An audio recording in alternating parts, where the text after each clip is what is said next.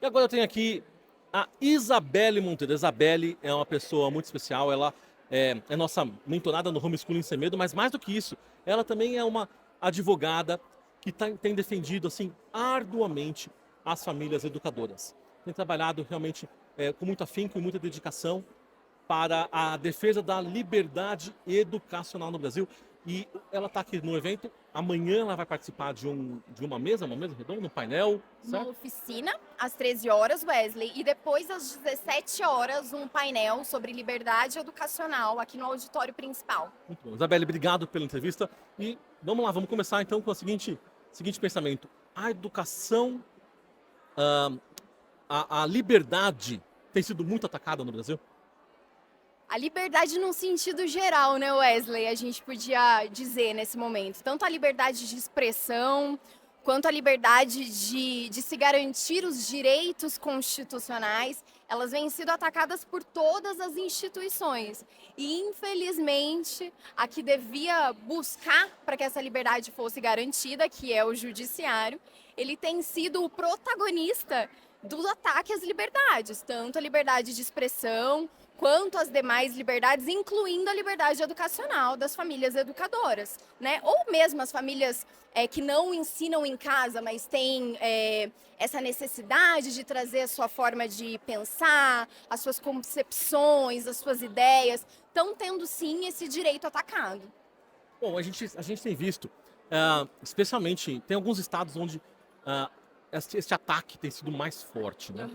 Você mesmo é lá do Paraná, certo? E o Paraná é um lugar onde a gente tem visto, assim, ataques incríveis, assim, muito fortes e firmes contra as famílias educadoras. Mas eu acho que talvez Santa Catarina seja ali um lugar que tem se destacado recentemente, né? Existem lugares no Brasil, é uma impressão minha, essa impressão minha está certa, ou existem lugares onde é mais difícil fazer homeschool e outros lugares onde a gente consegue com um pouco mais de facilidade fazer educação domiciliar? Bom, assim, o que eu observo hoje na prática com as famílias, da forma que eu abordo, porque eu trato justamente com esse aspecto jurídico, né? Tanto uma consultoria prévia quanto numa defesa, quando as famílias já têm um problema de denúncia, né? E precisam seguir com essa situação, seja com conselho tutelar, Ministério Público ou Judiciário. Hoje, do esse problema em relação aos estados que estão suprimindo mais essas liberdades educacionais tem a ver com o Ministério Público, né? Então a gente vê que o problema, os estados que estão com esse problema maior são os estados que o Ministério Público foi cooptado por ideologias já há algum tempo, estão realmente batendo enfaticamente sobre a questão da socialização da criança, da obrigatoriedade de um papelzinho lá de matrícula, que é uma assinatura, né, dos pais no final das contas. A gente vê no meu estado, no Paraná, o CAOP de Educação, que é o Centro Operacional de Apoio às Promotorias de Justiça, recentemente, há 2 meses mais ou menos, ele montou uma diretiva encaminhando para o sentido da impossibilidade do ensino domiciliar. O que a gente vê na prática, então, em relação à atuação dos promotores de justiça no Paraná? Se você verificar aqueles que tinham uma posição favorável, o que é difícil, porque a cultura do ensino domiciliar no nosso país é relativamente recente, né? Eles, por ter independência funcional, esses promotores de justiça podem manter essa posição. Mas os que desconhecem, os que tiveram a situação de ouvir só o que poderia ser na mídia, eles estão seguindo essa diretiva do CAOP, né? Por quê? Não vou buscar, não vou estudar, não quero saber dos tratados internacionais de direitos humanos, já tem uma diretiva que condiciona o meu trabalho. Apesar de eu ter independência funcional, poder fazer o que eu quiser na prática, eu não vou atrás de entender esse direito. O estado de Santa Catarina, que foi o que você colocou especificamente, eu enxergo uma grande polarização. Por um lado, a gente tem promotores de justiça e juízes que compreendem o real significado do ensino domiciliar e estão dando assim decisões maravilhosas, inclusive nesse ano de 2022, não são decisões antigas, tanto por arquivamento e suspensão de processos em promotoria de justiça, quanto pela garantia dos pais ao ensino domiciliar em processo judicial, tá? Mas, por outro lado, a gente tem a outra polarização que é totalmente contra. E daí, assim, quando a gente coloca os aspectos jurídicos da liberdade educacional e dessa garantia pelos tratados internacionais de direitos humanos, que são obrigados a serem observados, o que eles fazem no processo, no procedimento, é gritaria. Porque eles não têm de onde tirar argumento. Então, no estado de Santa Catarina está sendo essa total polarização. Uma pergunta que sempre fazem, não sei se eu vou colocar você aqui numa saia justa ou não, porque talvez não tenha uma resposta rápida e simples para isso, né? Mas muitos pais falam assim, como é que eu posso iniciar homeschool de forma segura? Existe um caminho, uma receita de bolo, algo que a gente possa falar, faz assim que vai dar certo, esse é o caminho para você tirar o seu filho da escola e começar a fazer homeschool? Eu digo que essa resposta, ela é muito difícil de dar de uma maneira geral, né? Porque existem formas de relacionamento com a escola.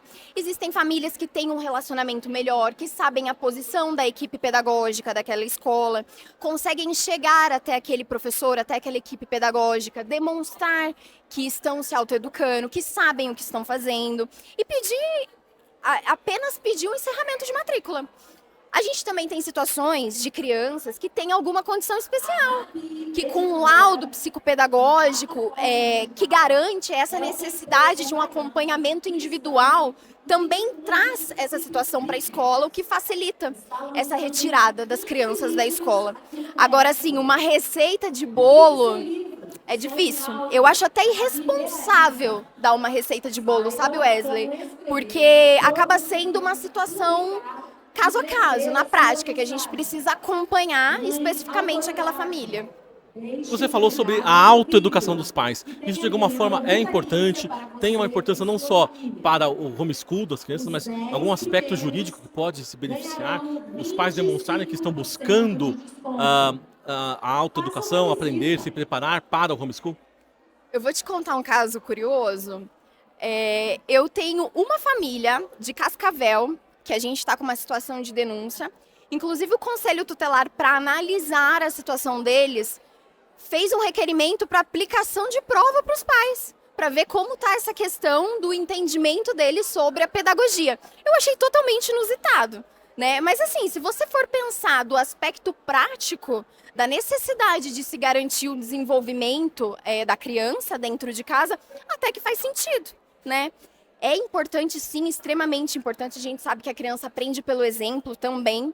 Então, assim, a gente precisa se desenvolver para conseguir passar as virtudes para as crianças, mas também para, no caso de eventual denúncia, conseguir tratar com aquele conselheiro tutelar, com aquele promotor de justiça, que realmente naquela família tem pais que se preocupam com a educação e sabem de métodos pedagógicos, formas de desenvolvimento. Claro, né, pessoal, a crítica vai ser, mas não existe essa prova em relação aos professores anualmente. Eu concordo, mas a gente não está deixando as crianças na escola justamente por conta disso. Então, se estamos assumindo a responsabilidade, é necessário, é imprescindível essa autoeducação, tanto para o desenvolvimento do homeschooling, quanto no caso de eventual problema jurídico, para a gente poder defender aquela família de uma maneira melhor. Bom, uma pergunta que sempre fazem pra gente, eu queria repassar para você aqui. Assim, as famílias que estão sendo, que foram denunciadas e estão de alguma forma sofrendo alguma perseguição do Conselho Tutelar ou da Justiça de alguma forma, muitas vezes elas sentem vontade de fugir. Elas falam, eu vou para um outro estado, eu vou para um outro país. Isto é bom ou ruim para um caso de denúncia? Eu vejo assim, na prática, isso vai depender do momento processual em que a situação aconteceu. Então, assim, foi uma visita prévia do Conselho Tutelar? É possível. O Conselho Tutelar está já ali há algum tempo vendo a situação daquela família? Pode ser que com uma mudança de cidade, o conselheiro tutelar, que tem uma atuação mais enfática, ele não se convença daquilo e tente procurar aquela família. Eles têm meio, sim, por meio de sistema eleitoral, por meio de conta de energia, conta de água. Mas o que eu acho que mais importa na prática em relação a isso é a resiliência e o que aquela família está disposta a enfrentar para continuar com esse ensino domiciliar, né? Então tem famílias que numa primeira denúncia já vai tentar falar, ó, vou me direcionar, sei lá, para o DF, que é um estado que hoje estaria mais tranquilo, né? Para tentar fazer o meu ensino domiciliar. Outras vão falar, não, eu vou continuar aqui, vou ver um advogado, vou seguir com essa situação, vou até o fim. Eu, né, como uma boa jurista, eu não sou tão a favor da gente fugir do cerco, né? Eu gosto de enfrentar o cerco. Mas, claro, isso com muita responsabilidade e trazendo todas as situações para a família, para que ela possa decidir sobre o que vai fazer, se vai se manter naquele estado, se vai mudar para o interior, baseada na sua realidade concreta. Nada em relação ao jurídico, nada em relação ao ensino domiciliar tem receita de bolo. A gente vive num momento realmente onde as coisas estão acontecendo, né? Nós temos a discussão de lei no nível federal, mas também os estados estão discutindo, cidades estão discutindo, realmente é complicado até mesmo a gente dizer, muitas vezes, eu pelo menos, que não sou advogado, não estou, apesar de estar no meio, né? A gente não tem muita também capacidade para entender muitas vezes essa questão. Imagine que como eu, outros pais também, né? Você diria que é importante, havendo uma denúncia ao Conselho Tutelar, os pais já constituírem um advogado? O que eu vejo na prática, Wesley, a gente sabe que as famílias elas têm realidades financeiras diversas, né? Eu tenho tido bastante sucesso com denúncias no Conselho Tutelar. Em que sentido? E isso as famílias podem fazer individualmente também, eu vou explicar como. Uma vez que o Conselho visita e ele determina uma medida de proteção àquela criança, normalmente uma matrícula obrigatória na escola, no último dia de prazo para que aquela criança seja matriculada, os pais fazem um protocolo formal no Conselho Tutelar da fundamentação jurídica do ensino domiciliar, de documentos práticos de como aquele ensino e desenvolvimento ocorre na prática e fazem o requerimento expresso de suspensão ou arquivamento daquele processo, uma vez que o direito à educação está sendo garantido. As famílias podem sim fazer isso individualmente, buscando a legislação e a fundamentação jurídica, mas é claro que com um advogado, as chances do advogado saber como organizar aquilo, direcionar para a situação concreta é muito maior, né? Tanto que os meus sucessos, por exemplo, de travamento no Conselho Tutelar ou no Ministério Público são grandes, porque a gente usa a mentalidade do órgão junto com o caso concreto a nosso favor. Muitas vezes utilizando, inclusive, argumentações que o próprio órgão utilizou em outros casos, agora trazendo para a realidade das famílias educadoras. Então, respondendo a sua pergunta de maneira bem objetiva, as famílias conseguem sim, em um primeiro momento, enquanto não tem ação judicial, havendo ação judicial é obrigatória a constituição de advogado, fazerem uma defesa. Mas talvez não seja tão efetiva quanto com a presença de um advogado. Isabelle, você tem produzido material e conteúdo, né, falando, ensinando as famílias, falando sobre o direito educacional. Onde que as pessoas podem encontrar esse conteúdo? Como que elas conseguem chegar até você, encontrar você e até mesmo eventualmente contratar os seus serviços? Eu estou no Instagram, é minha única rede social, @Isabelle com S2LZ, CS Monteiro. Depois acho que dá para colocar embaixo, né? A gente coloca. E ali eu trago realmente bastante conteúdo gratuito, faço lives e hoje, em homenagem a esse grande evento, eu lancei um e-book que são 50 respostas às famílias, um guia prático do aspecto jurídico. Então, são realmente 50 respostas das perguntas as quais eu recebo com mais frequência em consultoria jurídica.